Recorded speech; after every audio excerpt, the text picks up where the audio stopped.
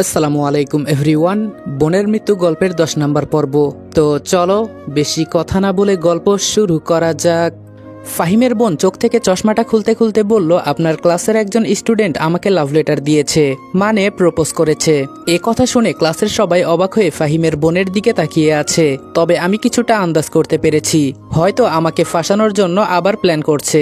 কিন্তু আমি তো ওকে লাভ লেটার দেই নাই, তো আমি কেন চিন্তা করছি? হতে পারে অন্য কেউ দিয়েছে, কিন্তু ও আমাকে কিছু ইঙ্গিত করে বুঝাতে চাচ্ছে। কি বুঝাতে চায় আমাকে, আমি তো এটাই বুঝলাম না। ম্যাম এবার টেবিলে পড়ে থাকা লাঠিটা হাতে নিয়ে বলল, এই ক্লাসের কেউ তোমাকে প্রপোজ করবে? এটা তো আমার বিশ্বাস হচ্ছে না। তাছাড়া তুমি ওদের 2 ক্লাস জুনিয়র, কার এমন রুচি যে তোমাকে প্রপোজ করবে? ফাহিমের বোন বলল, নাম বললে চিনবেন তো? ম্যাম একটু রাগী চোখে তাকিয়ে বলল, আমার ক্লাসে এসে কি আমার সাথে নাটক করছো? তাড়াতাড়ি নামটা বলো। ফাহিমের বোন বলল, জি ম্যাম, ওই যে পেছনের বেঞ্চে বসে আছে রনি, ও আজকে আমাকে প্রপোজ করেছে। আমি তো ফাহিমের বোনের কথা শুনে হতবাক হয়ে গেছি। কি বলছে ও? আমি ওকে কেন প্রপোজ করতে যাব? আমার তো মনে হচ্ছে ও কোনো খেলা খেলছে আমার সাথে। কিন্তু এই প্রপোজের নাটক সাজানোর কি দরকার? নাকি আবার আগের মতো আমাকে ক্লাসে সবার সামনে অপমান করতে চায়? কিছুই তো বুঝতে পারছি না। ম্যাম আমার দিকে তাকিয়ে বলল, রনি তোমাকে প্রপোজ করেছে, এটা আমি কেন ক্লাসের কেউই বিশ্বাস করবে না।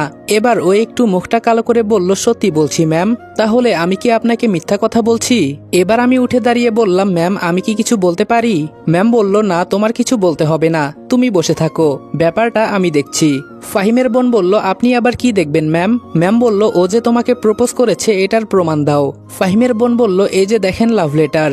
আপনার কি মনে হয় আমি মিথ্যে কথা বলছি? ওরে বাবা, এ তো দেখি সবকিছুই প্রস্তুত করে এনেছে আমাকে ফাঁসানোর জন্য। কিন্তু আমার ম্যামের উপর বিশ্বাস আছে, উনি যে করেই হোক এটা মিথ্যা প্রমাণ করবেন। ম্যাম বলল, তুমি বলছো এটা রনি দিয়েছে? ফাহিমের বোন বলল, জি ম্যাম। ম্যাম বলল, তাহলে এই লাভ লেটার একটু পড়ে শোনাবা সবাইকে। ফাহিমের বোন বলল, সেটা আপনার ইচ্ছা, তাছাড়া ওর সাথে আমার প্রেম করার কোনো ইচ্ছা নাই, তাই আপনার কাছে আসলাম সরাসরি। মনটা চাইতেছে নিজের চুল নিজেই ছিঁড়ে ফেলি। ওর নাকি ইচ্ছা নাই আমার সাথে প্রেম করার। আরে আমি কি বলেছি আমি তোর সাথে প্রেম করব? দাঁড়া, আমাকে আগে ক্লাস থেকে বের হতে দে, পরে সব বুঝিয়ে দিব। ম্যাম বলল, এটা তো অল্প লেখার একটা লাভ লেটার, পড়তেও মনে হচ্ছে এতটা সময় লাগবে না। আচ্ছা রনি, এদিকে আসো তো একটু। আমি উঠে ম্যামের কাছে চলে গেলাম। ফাহিমের বোন আমার দিকে তাকিয়ে আবার চোখে চশমা লাগিয়ে নিল। মনে মনে বললাম, কানির বাচ্চা কানি, আমি নাকি ওকে লাভ লেটার দিয়েছি। ম্যাম আমাকে একটা কলম আর খাতা দিয়ে বললেন, এখানে ডান হাত এবং বাম হাতে কিছু লেখো। আমি ম্যামের কথা মতো লিখলাম। ম্যাম আমার লেখা খাতাটা আর লাভ লেটার নিয়ে বলল, দেখো তো এই লেখা আর এই লেখার মাঝে কোনো মিল আছে? ফাহিমের বোন বলল, মিল না থাকলে কি হয়েছে, হয়তো ওর মা অথবা বাবা লিখে দিয়েছে, না হলে ওর বোন। বলা তো যায় না কার মনে কখন কি চলে। গাইস, তোমরা তো জানো আমার ক্যাশ প্রাইজ গিভওয়ে করার কথা ছিল, যেটা রোজার ব্যস্ততার কারণে করা হয়নি। আমি ইনশাআল্লাহ ঈদের দিন গিভওয়েটা করব। তোমরা হয়তো ভাবছো আমি গিভওয়ে করার জন্য টাকা কোথায় পাবো। আমি 1x গেম খেলার মাধ্যমে প্রতিদিন টাকা আয় করি। তোমরাও যদি আমার মতো টাকা আয় করতে চাও তাহলে এখনই গুগলে 1x সার্চ করে অফিসিয়াল ওয়েবসাইটে গিয়ে রেজিস্ট্রেশন করো। আর রেজিস্ট্রেশনের সময় যদি আমার দেওয়া স্পেশাল প্রোমো কোড রেদওয়ান8 ইউজ করো তাহলে তোমরা অসংখ্য বোনাস এবং ফ্রি স্পিন পেয়ে যাবা। আর 1x কিন্তু একটা ইন্টারন্যাশনাল লাইসেন্সকৃত প্ল্যাটফর্ম এবং সবচেয়ে বিশ্বস্ত। এখানে সকল মোবাইল ব্যাংকিং অ্যাপের মাধ্যমে সহজেই তোমরা তোমাদের জেতা টাকা তুলতে পারবে। আর 24 ঘন্টা 7 দিন কাস্টমার সাপোর্ট সুবিধা রয়েছে। তাই আমি এটা ব্যবহার করে আমার রেগুলার হাত খরচের টাকা আয় করি। তোমরাও ট্রাই করে দেখতে পারো। ম্যাম বলল, মিথ্যা তো খুব বানিয়ে বলতে পারো। আচ্ছা যাক, সেসব কথা ছাড়ো। এখন তুমি বলতে চাইছো ওর মা না হলে ওর বোন লিখে দিয়েছে, তাই তো? তোমার মা কি তোমাকে এই খারাপ কাজের জন্য উৎসাহ দিয়েছে? বা ওনারা বলছে তুই এই ছেলের সাথে প্রেম কর, আমি লাভ লেটার লিখে দিচ্ছি, এটা দিলেই ছেলে রাজি হয়ে যাবে, এমনটা কোনো মা বাবাকে করতে দেখেছো? আর বাকি রইল ভাই বোনের কথা। যে প্রেম করে সে লুকিয়ে প্রেম করে আমার মতে। তুমি কি তোমার ভাইয়ের কাছে বলতে পারবে যে তুমি কোনো ছেলের সাথে প্রেম করো? তোমার কি লজ্জা লাগবে না বলতে? ম্যাম যে এত সুন্দর করে বুঝিয়ে বলবেন এটা আমি চিন্তা করতে পারি নাই। সত্যি উনি অসাধারণ কথা বলেছেন। এবার ফাহিমের বোনের মুখ অন্ধকার হয়ে গেছে, আর কোনো কথা বলতে পারছে না বেচারি। ম্যাম ক্লাসের সবাইকে বলল চলে যেতে, শুধু আমাকে আর ফাহিমের বোনকে থাকতে বলল। সবাই চলে যাওয়ার পর ম্যাম বলল, রনি তোমার ভাইয়ের এক সময় বেস্ট ফ্রেন্ড ছিল, মনে আছে?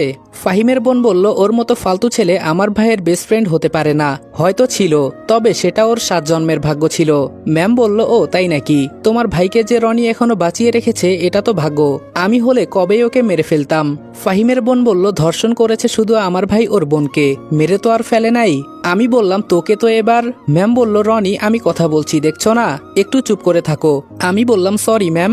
ম্যাম বলল আচ্ছা এখন যদি আমি রনিকে বলি তোমাকে ধর্ষণ করতে তাহলে ব্যাপারটা কি ভালো হবে? ফাহিমের বোন এবার ভয় পেয়ে গেল, ও এখান থেকে চলে যেতে চাইছে বুঝতে পারছি। ম্যাম বলল এখান থেকে এক পা গেলে খুব ঝামেলায় পড়ে যাবে, এটা তুমি মাথায় রেখো। ফাহিমের বোন বলল সরি ম্যাম। ম্যাম বলল তোমার ভাইয়ের সামনে তোমাকে কেউ যদি ধর্ষণ করে তাহলে তোমার ভাইয়ের কেমন লাগবে? ফাহিমের বোন বলল ম্যাম আমাকে এসব বুঝাতে আসবেন না, আমি এসব বুঝতে চাই না। আমি বললাম কুকুরের লেজ কখনো সোজা হয় না, কুকুর সব সময় কুকুরই থেকে যায়, এটা আজকে বুঝতে পারতেছি। এই তুই এখান থেকে চলে যা, না হলে ম্যামের কথা আমি নাও শুনতে পারি, কখন যে তোকে আমি কি করে ফেলবো নিজেও জানি না। ফাহিমের বোন আমার দিকে চোখ লাল করে চলে গেল। আমি বললাম ম্যাম আপনি কাকে কি বুঝাতে চান? ম্যাম আমার দিকে তাকিয়ে বলল বুঝলাম না, ও ওর বাবা আর ভাইয়ের পক্ষ ছাড়বে না, কেউ বুঝালেও বুঝবে না। আমি আর কি বলবো, বলার মতো ভাষা নেই। আমি বললাম থাক ম্যাম বাদ দেন, তবে ও যে আমাকে ফাঁসাতে চেয়েছে খুব ভালোই করে বুঝতে পারছি, এমনটা করলো কেন এটাই তো বুঝতে পারছি না। আর কয়েকদিন পর ওর বিয়ে শুনেছি, এরপরেও এমন খারাপ ব্যবহার করছে কেন? ম্যাম বলল কি বললে, ওর বিয়ে? ছেলেটাকে? আমি বললাম আপনার দূর সম্পর্কের আত্মীয় হয়, আপনি চিনেন না? ম্যামকে একটু বুঝিয়ে বলতেই চিনে ফেললো। আমি বললাম ম্যাম কয়েকদিন পর আমার বোনের বিয়ে। ম্যাম বলল তোমার আম্মু আমাকে বলেছে। আমি বললাম আচ্ছা ম্যাম তাহলে আজকে আমি যাই, আম্মুর সাথে থানায় যাওয়ার ছিল কিন্তু যেতে পারি নাই। ম্যাম বলল আচ্ছা তুমি তো পুলিশের চাকরি করো তাহলে আবার? আমি বললাম পড়াশোনা করছি কেন তাই তো? ম্যাডাম বলল আমি বললাম আমার একটা ইচ্ছা আছে পরে বলবো। আচ্ছা ম্যাম আজকে আসি। ম্যাম বলল তা তো যাবেই, আমারও অন্য ক্লাসে যেতে হবে। আমি ক্লাস থেকে বের হয়ে বাড়ির দিকে যেতে লাগলাম। কলেজ থেকে বের হতেই ফাহিমের বোনের সাথে ওর বান্ধবীরা আমার পথ আটকে দাঁড়ালো। আমি বললাম কি চাই আবার? ফাহিমের বোন বলল কিছুই চাই না, আমাদের সাথে এক জায়গায় যেতে হবে তোকে। আমি বললাম কথাবার্তা একটু মেপে বলবি, কারণ কার সামনে দাঁড়িয়ে কি বলছিস এটা মাথায় রাখা দরকার, না হলে তোর ভাইয়ের মতোই তোর একই অবস্থা হতে পারে। ফাহিমের বোন আমার বুকে হাত দিয়ে বলল তাই নাকি? আমি বললাম হাতটা সরা, না হলে খারাপ কিছু হয়ে যেতে পারে, আমাকে একদম রাগাবি না। ফাহিমের বোন বলল ও তাই নাকি? এই তোরা দেখ, ও আমার সাথে খারাপ কিছু করতে চাইছে। আচ্ছা কি করতে চাস আমার সাথে? আমার হাতের ছোঁয়ায় কারেন্ট লাগছে নাকি তোর শরীরে? আমি বললাম শরীর থেকে হাত না সরালে তোর ভাইয়ের মতোই অবস্থা করে ফেলবো তোর। ফাহিমের বোন বলল সে যদি তোর ক্ষমতা থাকে তাহলে করিস, আমিও তা দেখতে চাই। ম্যাম নাকি বলেছিল তুই আমাকে ধর্ষণ করতে চাস। আমি বললাম শুধু মেয়ে বলে তোকে আমি কিছু করতে পারছি না, না হলে এখানে তুলে একটা আছাড় দিতাম। ফাহিমের বোন বলল কেন, সেই দিন তো খুব জোরেই লাথি দিয়েছিলি, আজকে দিবি না? দে আমিও দেখতে চাই। আমি বললাম দেখ আমাকে ছাড়, ভালো হচ্ছে না কিন্তু। ঠাস ঠাস করে ফাহিমের বোনের গালে দুইটা চর পড়ল। তাকিয়ে দেখি মিতু চলে এসেছে। এই যা আজকে কাজ হয়েছে, কি সময়ে যে তোর এন্ট্রি, খুব ভালো করেছিস। মিতু বলল তোর তো সাহস কম না, আমার ভাইয়ের শরীরে হাত দিস। ফাহিমের বোন মিতুর দিকে তাকিয়ে বলল এই তুই আবার কোথায় থেকে এলি? মিতু বলল আমার ভাই হয়তো মেয়েদের গায়ে হাত তুলে না, তাই বলে আমি ওর বোন আছি না। আমি বললাম ধন্যবাদ আপু, ও যদি ছেলে হতো না তাহলে আজকে কি যে করতাম বলতে পারি না। ফাহিমের বোন বলল এখানে আমার সাথে কয়জন আছে ভালো করে তাকিয়ে দেখ, তাই বলছি হিসাব করে কথা বল। মিতু বলল তোর সাথে ওরা আছে আর আমার সাথে পিস্তল, এবার কি আমার সাথে লাগতে আসবি? ফাহিমের বোন বলল আমি তোকে দেখে নিব। আমি বললাম এটা তো প্রতিদিনই বলিস, কিন্তু কিছুই তো করতে পারিস না। আর শোন, ফাহিমের বোন আমার কথা শুনে আবার রাগে কটমট করে তাকিয়ে বলল কি বলবি তাড়াতাড়ি বল। আমি বললাম সময় থাকতে ভালো হয়ে যা, আর তোর তো কয়েকদিন পর বিয়ে, তাও আবার ম্যামের আত্মীয়র ছেলের সাথে। এটা বলতেই ফাহিমের বোন আবার মুখটা কালো করে দিয়ে বলল কি বলছিস, মাথা ঠিক আছে? আমি বললাম আমার মাথা ঠিক আছে, ছেলে ব্যবসা করে। এরপর এক এক করে সব বলতে লাগলাম। এখন মনে হয় ফাহিমের বোন কান্না করে দিবে, কারণ ছেলে ম্যামের আত্মীয়, উনি যদি কিছু বলে তাহলে বিয়ে শেষ। আরও ম্যামের সাথে বেয়াদবি করেছে। আমি বললাম দেখ এভাবে মন খারাপ করতে হবে না, তোরা হয়তো খারাপ হতে পারিস তবে আমরা না, যা চিন্তা করতে হবে না, তেমন কিছু বলবে না ম্যাম, আমি বলে দিয়েছি। আর যদি পারিস তাহলে মানুষের সাথে ভালো ব্যবহার কর। মিতু বলল রনি তুই তো ফাটিয়ে দিলি, এখন তো ও আমাদের হাতে বন্দি। আমি বললাম কাউকে বিপদে ফেলে এর সুযোগ আমি নিতে চাই না, আর চলে যা এখান থেকে, এখন আর তোকে দেখার ইচ্ছে হচ্ছে না। ফাহিমের বোন মন খারাপ করে চলে যাচ্ছে। মিতু বলল তুই কি সত্যি ওর ব্যাপারে সবকিছু জানিস? আমি বললাম জানবো না কেন, ম্যামের থেকে ইনফরমেশন নিয়েছি। আর তুই হঠাৎ এখানে কেন? মিতু বলল বয়ফ্রেন্ডের সাথে ঘুরতে এসেছি। এই দেখ ও দূরে দাঁড়িয়ে আছে। তাকিয়ে দেখি সত্যি দূরে একটা ছেলে দাঁড়িয়ে আছে। আমি বললাম ছোট ভাইয়ের সামনে এই কথা বলিস, লজ্জা করে না তোর? মিতু বলল আরে লজ্জা কিসের, ওর সাথে আমার বিয়ের কথাবার্তা চলছে। আমি বললাম আর আমরাই জানি না? মিতু বলল আরে এখন না, সে অনেক পরে। আমি বললাম আচ্ছা যা, তোর সময় নষ্ট করে লাভ নেই। মিতু বলল আমাদের সাথে চল, ফ্রিতে শুধু ঘুরবি আর খাবি। ঠাস করে মিতুর গালে আস্তে করে একটা চড় দিয়ে বললাম আমি কি তোদের মাঝে কাটা হয়ে থাকবো? এত বড় হয়ে গেলি তাও মাথায় একটুও বুদ্ধি নেই। মিতু বলল তোকে আমি বাঁচিয়ে দিলাম আর তুই আমাকে থাপ্পড় দিলি। আমি বললাম আচ্ছা মিতু শোন, শুক্রবারে বাবা নাকি কোন মেয়েকে দেখতে যাবে, চলে আসবি আমাদের বাড়িতে সময় মতো। মিতু বলল যা, যাব না তোর সাথে। আমাকে মারলি কেন? আমি বললাম তুই না গেলে নাই, সর এখান থেকে। মিতু মুখ বাঁকিয়ে চলে গেল। আমিও বাসার দিকে যেতে লাগলাম। দেখতে দেখতে শুক্রবার চলে আসলো। সকালে সবাই মিলে মেয়ে দেখতে চলে গেলাম। মাইক্রো গিয়ে থামলো বাবার দেওয়া ঠিকানায়। গাড়ি থেকে নামতেই সামনে একটা বাসা পড়লো। বেশি একটা বড় নয়, অনেক ছোটখাটো বাসা, তবে এতটা পছন্দ হয় নাই আমার। আমি বললাম বাবা এই বাসা নাকি? বাবা বলল ভেতরে চল। আমি বললাম আম্মু আজকে আমি বাসায় গিয়ে তোমার মেয়েকে যদি না মারি তাহলে আমার নাম রনি না। আম্মু বলল কেন, ও আবার কি করেছে? আমি বললাম ওকে বলেছি আমার সাথে চল, একা একা ওখানে ভালো লাগবে না আমার, তুই থাকলে হয়তো একটু সঙ্গ পাবো। আর তোমার মেয়ে বলে সে নাকি ব্যস্ত। আম্মু বলল কেন ভালো লাগবে না? তুই তো এ বাড়ির জামাই হতে চলছিস। আমি বললাম আব্বু আম্মুকে একটু চুপ থাকতে বলবে, নাকি আমি কোথাও চলে যাব? আম্মু বলল হ, আমি বললেই দোষ। আমি বললাম আমাকে তো চিনো না, পরে এই মেয়েকেই বিয়ে করব কিন্তু। বাবা বলল এই তোরা মা ছেলে ফুসুর ফুসুর করা বন্ধ কর, এখন একটু চুপ থাক। বাবা কলিং বেল বাজাতেই এক আঙ্কেল এসে দরজা খুলে দিল। দরজা খুলেই বাবার সাথে গলা মিলালো। আমরা ভেতরে যেতেই সোফায় বসতে দিল। আঙ্কেল বললেন এটা কি তোর ছেলে? বাবা বলল কেন, জামাই তোর পছন্দ হয় নাই? যাক বাবা, আসতে না আসতেই জামাই বানিয়ে দিল। ইস, আমার তো এখন লজ্জা করছে, কিন্তু যে কোনো মূল্যেই হোক এই বিয়ে ভাঙতেই হবে। আমি এখনো বিয়ের জন্য তৈরি না। আসলেই ভাই, বিয়ের একটা সময় লাগে, সেটা হয়তো আমার এখনো হয় নাই। তবুও কি করা যায়, বাবার কথা তো শুনতে হবে, ওনার মন তো আর ভাঙা যাবে না। দেখি সামনে কি হয়। আঙ্কেল বললেন ছেলে আমার পছন্দ হয়েছে। আচ্ছা তোর ছেলে কি করে সেটা তো বললি না। আম্মু বলল আমার ছেলে আবার কি করবে, আমি থানার ওসি, ওর বাবা ব্যবসা করে। আমাদের কি টাকার অভাব যে আমার ছেলেকে আমি চাকরি করতে দিব? আমি মনে মনে ভাবছি কি ব্যাপার, আম্মু মিথ্যা কথা বলল কেন, কিছুই তো মাথায় ঢুকছে না। বাবা বলল আরে আমার ছেলে তো। আম্মু বলল চাকরি করবে তখন যখন ওর মন চাইবে, তাই তো বলতে চাইছো তাই না? এবার আঙ্কেল মুখটা একটু কালো করে বলল আমি তো জানতাম তোর ছেলে চাকরি করে। আম্মু বলল কেন, আমার ছেলে চাকরি করে না দেখে কি মেয়ে বিয়ে দিবেন না?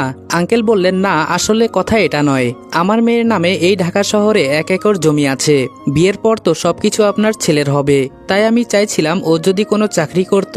আম্মু বলল দেখেন আপনার মেয়ের কি আছে না আছে সেটা দেখে আমরা কি করব, আর সম্পদের কথা বলবেন না, কারণ আমার ছেলের নামে যা লিখে দিয়েছি আপনাদের সবকিছু 5 বার বিক্রি করে কিনে আনা যাবে। বাবা আম্মুকে একটা ধমক দিয়ে বলল এই তুমি চুপ করে থাকতে পারো না, এত কথা বলছো কেন?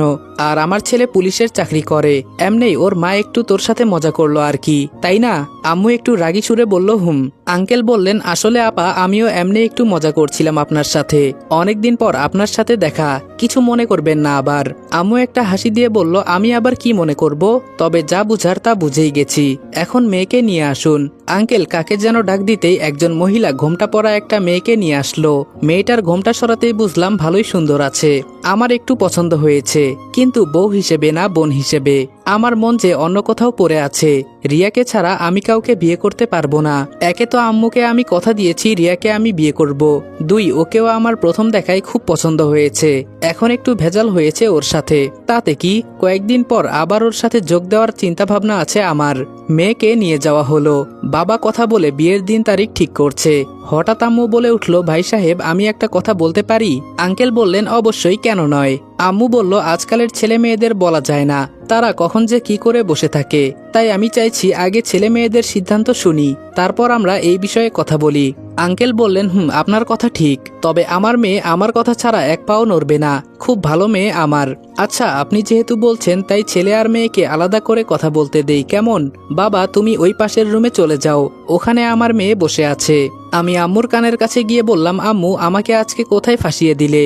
আম্মু বলল, আরে যা কথা বলে আয়, দেখ মেয়ের কোনো সমস্যা আছে নাকি, না হলে তো তোর বাবা এখনই তোর বিয়ে ঠিক করে ফেলবে। আমি বললাম, কিন্তু আমি ওখানে গিয়ে কি বলবো আম্মু? তুমি তো জানো আমি মেয়েদের সাথে কথা বলতে পারি না, কেমন যেন ভয় পাই। আম্মু বলল, এক চর দিয়ে এই গাল ওই গালে নিয়ে যাব। সেই দিন তো দেখলাম 2টা মেয়েকে নিয়ে বসে থাকতে, তাও আবার স্বরাষ্ট্রমন্ত্রী। আবার বলিস আমি মেয়েদের সাথে কথা বলতে পারি না। আমি বললাম, আমার ইজ্জত এভাবে শেষ করে দিলে? আম্মু বলল, এত কথা না বলে যা তো। আমি বললাম, দোয়া করিও আম্মু, তোমার ছেলে একটা মিশনে যাচ্ছে। আম্মু বলল, মরে যা তুই। আমি বললাম, আমিও দেখে নিব, মনে রাখিও। আম্মুর সাথে রাগ করে আঙ্কেলের দেখানো রুমে চলে গেলাম। দরজাটা হালকা করে ধাক্কা দিতেই খুলে গেল। সত্যি দেখি ভেতরে মেয়েটা বসে আছে, আবারও ঘোমটা দিয়ে। আরে বাবা, আমি কি আজকে বাসররাত করতে এসেছি যে বিছানার উপর ঘোমটা দিয়ে বসে আছে? মনে হয় নতুন বউ। কেমন জানি একটু বাসররাতের ফিলিংস লাগছে। ভেতরে যেতেই মেয়েটা বিছানা থেকে উঠে দাঁড়িয়ে গেল।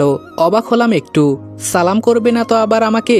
না হলে বিয়ে ছাড়া বাসর সত্যি সত্যি করে ফেলবো। মেয়েটা টেবিলের কাছে যেতে যেতে বলল, আচ্ছা আপনি কি ভালোবাসার রং জানেন? এটা কেমন হয় দেখতে, কয় ধরনের? ওরে বাবা, এটা তো অদ্ভুত একটা প্রশ্ন করে বসলো। ভালোবাসার আবার নাকি রং হয়? এটা আবার কেমন কথা? কিন্তু অন্য কিছু না বলে প্রথমেই এ কথা বলল কেন? কিছুটা তো রহস্য আছে।